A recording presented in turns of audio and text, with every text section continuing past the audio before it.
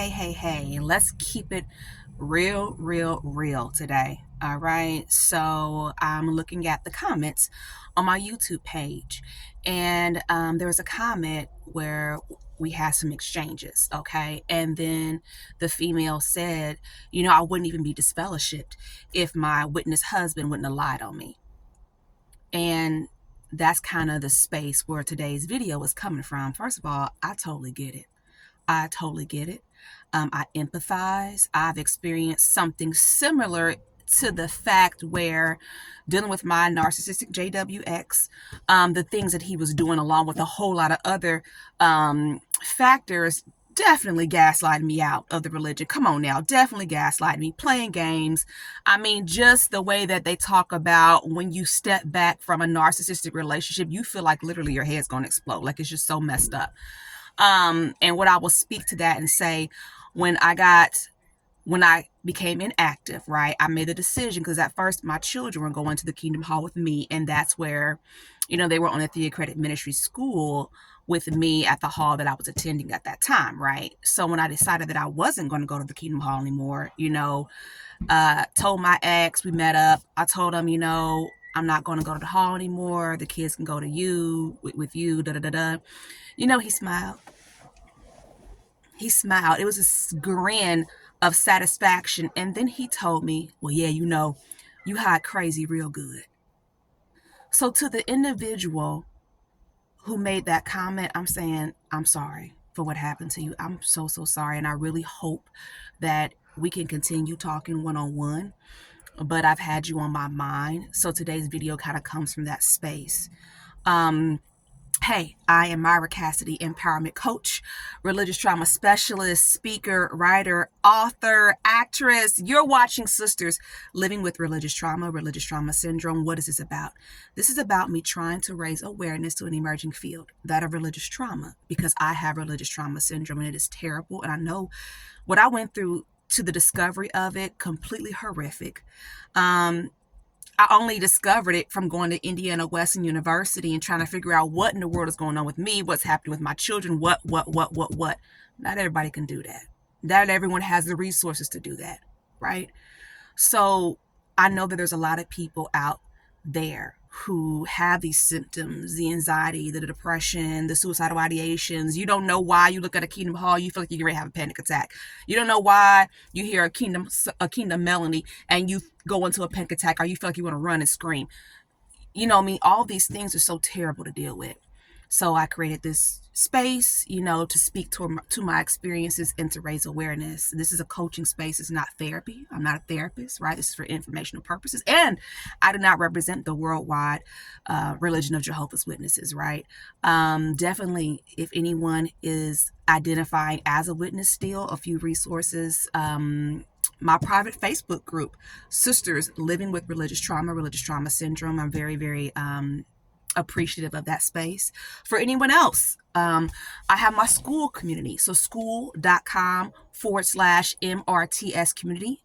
All of this information is going to be in the comment field. Definitely subscribe to my YouTube channel, because yes, I must be doing something right if ads are playing, but I'm not getting paid yet. You got to have so many subscribers before you get paid. So definitely subscribe to my channel. And also, yes, I do one-on-one coaching. And as I've been in this space and have realized that men are also in need, I do coach now one-on-one for women and females. And yes, it does not matter if you are an active witness, inactive witness, disfellowshipped, or if you identify as an exJW. I'm open to coaching in all of those areas, because those walks are completely different. And when I'm coaching, right? I'm not witnessing when I'm coaching, not right. There may be a space for that, right? If I'm dealing with an active witness, right? At the end of the day, an active witness, you got privilege. So come on now. So, and I'll go into that, another video when I talk about my coaching styles. But getting back to the point at hand today, I feel you. I really, really do. And my heart goes out to you. And I'm going to share a story with you, because my point is this, these experiences where you have people being gaslit out of the religion, people getting disfellowshipped based off of lies that their marriage mates are telling because they want to be with somebody else.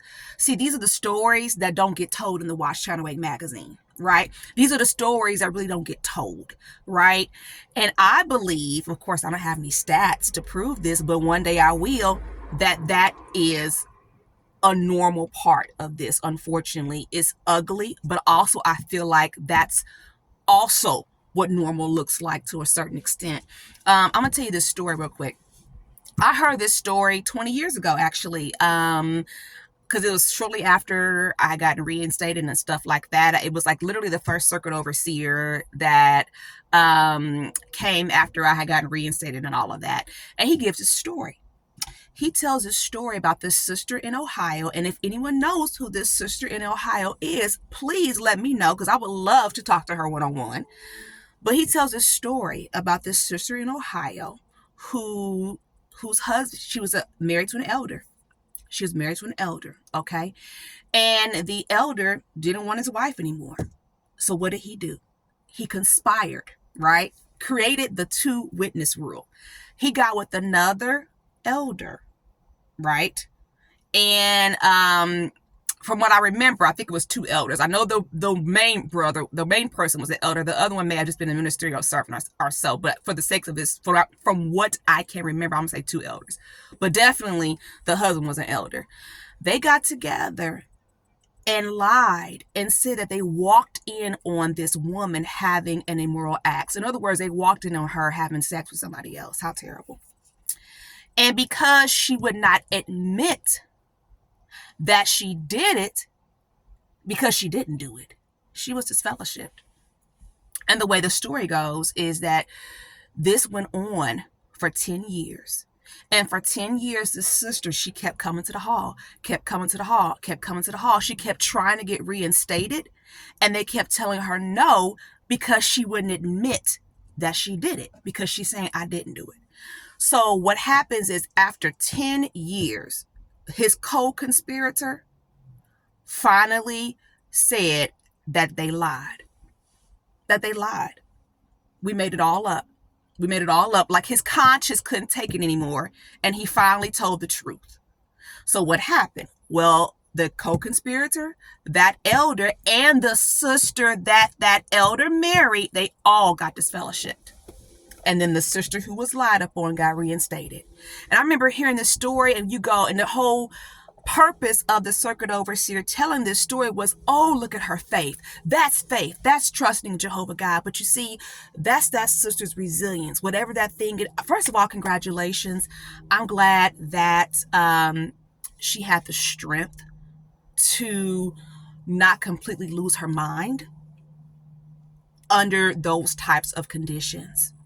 So that's wonderful, right? However, another woman in that same situation could flip out psychologically, just because we're different. Different people behave different ways. 2 people can walk into the same situation from the same background and react totally different. I actually did a video on this on my YouTube channel, kind of like comparing how PTSD can affect one person differently, whereas another person, like you could be in the same platoon, experience the same trauma. One person can get PTSD, the other person does not. Well, why? People's makeup is different. People's experiences is different. People's DNA is different. The other thing that makes me mad about this story is you never hear what happens afterward. Okay.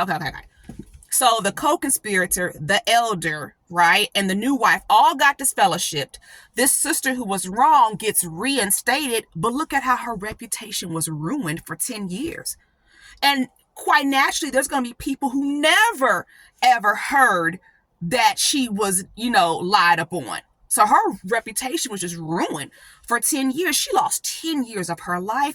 And then what happens to the elder and the co-conspirator and the new wife? What happened? That's what you don't hear. Did they just get disfellowship for a year or 2 years and get to get reinstated?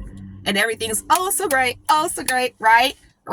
Did that elder who lied in time ever get to be an elder again? Because something like this, you should never be allowed to be an elder again. Never. Never, never. And neither should the co-conspirator. So it's like, what happened to afterward, right? But see, the stories about women who go through this and end up going left, maybe to becoming alcoholics is a possibility, right? Depression, suicidal ideation, all these terrible things because they were married to somebody who lied and who stole their community and stole their life just because they wanted to marry somebody else. See, those are things you don't hear about. Is it because it's against the brand? Is it because it goes... I'm just asking a rhetorical question. Is it because it's against the brand of Jehovah's Witnesses? I don't know. That's something that when I start really researching and finding the right individuals to do research, right? Because I'm just a coach, but I have questions, right? And stats, right? That I have that I want answered too. But it's like, especially, come on now. To a certain extent, I truly believe that that's normal behavior because you just are in a situation where you're surrounded by some people who do the right thing and some people who are straight up wicked. They wicked. So definitely I just wanted to share that story today because my point is two people can go through the same experiences and act completely differently, right? A person could end up just acting out, right? I'm gonna call it acting out, right? They have been justifiably wrong. They can get caught in anger and just become angry people because of the injustice. They can go out and start getting into these really bad relationships where they're just having all kinds of, sexual experiences because they're acting out from that trauma. It's definitely concerning because there's a lot of people I do believe that has happened to, and trust me, I know how it feels, right? Even before the divorce and stuff like that, I had, found out information about my witness husband went to go see another woman, and I'm taking it to the elders. I'm like, he went to go see another woman. Nah.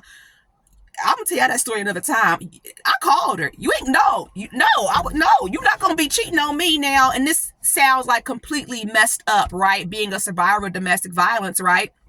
But in the space that I was in, it was like, okay, you're putting your hands on me, right? And I was quote unquote forgiving him, right? Remember, I'm in that messed up state of mind, but I'm like, you ain't gonna be cheating on me now. Hold on now. We're not gonna do that. But and living under the rules, right, of Jehovah's Witnesses with that, I could not prove it because he wasn't going to admit it, but y'all did something. Y'all stories is different. Now, she said y'all was just watching TV. You said you never went in the house. So what's going on? So I'm saying that to say I understand and I empathize with you, and I'm so, so sorry. I hate that this happens to people. It happens to men too, which is why I wanted to speak on it today. So definitely the individual who put that comment, on my YouTube channel, definitely you're on my mind. I hope we get to talk more one-on-one.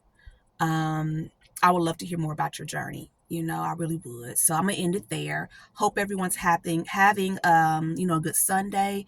Remember to protect yourself, protect your children, and heal correctly. And subscribe to my YouTube channel. All right, have a good one.